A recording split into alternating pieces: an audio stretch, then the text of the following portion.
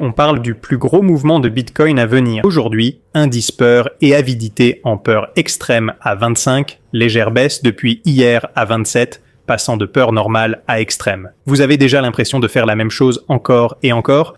C'est ce que je ressens depuis mars. Bitcoin fait du surplace, toujours autour des précédents sommets historiques. Ça continue. Le prix du Bitcoin fait du surplace. Eh bien, allez comprendre. Le prix du Bitcoin a encore stagné sous le mât 21, cette ligne bleue au-dessus de la moyenne mobile Babymaker, la ligne jaune à 9 mois formant potentiellement un petit coin. Vous pouvez voir les lignes supérieures ici, et les lignes inférieures ici. Sortie prévue vers septembre, mois que nous prédisons depuis longtemps pour la cassure du Bitcoin. À noter, les gens semblent baissiers actuellement. Certains sont peut-être haussiers, mais ils restent silencieux. Mais c'est trop parfait. Regardons Bitcoin, 59 000 $, indice peur et avidité à 25, peur extrême. On vient de vous le montrer. En février, avant 6 mois de stagnation, Bitcoin était à 56 000 $, moins qu'aujourd'hui. L'indice peur et avidité était à 79, zone d'avidité, voire d'avidité extrême. Ne suivez pas toujours le troupeau, allez à contre-courant. Intéressant à noter. Le Bitcoin est dans une phase de consolidation depuis 6 mois, prêt pour une percée au-dessus du support. On est passé en dessous, mais sans clôturer sous ces niveaux de support pour l'instant. Alors que ce coin se forme, on voit un beau motif triangulaire se dessiner.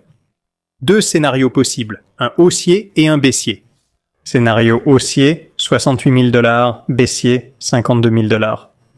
À vous de parier sur lequel va se réaliser. Mais rappelons-nous, on est encore très tôt dans le jeu. C'est un super graphique, mais imaginons dans un an, là où est la souris, si vous voyez. Disons qu'il est toujours ici-bas. Ce serait terrible, non?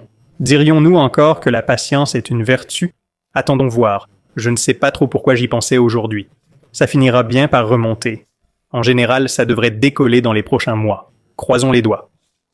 Une semaine plus tard, Bitcoin tient bon sans clôturer sous cette ligne de support rouge. Comparons avec 2017, une hausse folle, contrairement à 2020 où on s'est fait avoir. En 2017, imaginez Bitcoin au même point qu'en 2016.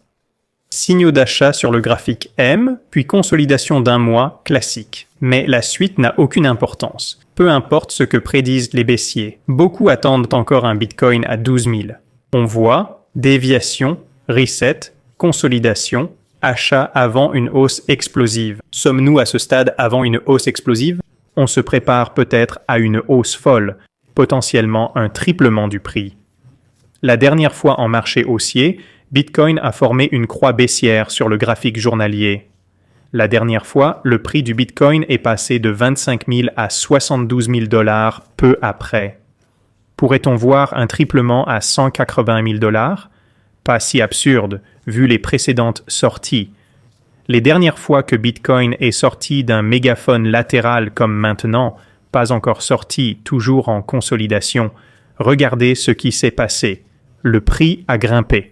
Cela pourrait viser 160 000 $ pour Bitcoin. Rappelez-vous, nous sommes au Q3, mais historiquement, c'est au Q4 que les rallyes paraboliques se produisent. Verrons-nous la même chose? Et avec Bitcoin, toutes les cryptos suivent car elles sont sur une ligne de tendance intacte depuis 5 ans au bas du canal cassé. Chaque fois, 3 fois sur 3, que cela s'est produit, le marché a grimpé rapidement dans les mois suivants. Alors préparez-vous, croisons les doigts, les choses devraient changer bientôt. C'est tout pour cet épisode. Si ça vous a plu, abonnez-vous, à bientôt, passez une bonne journée.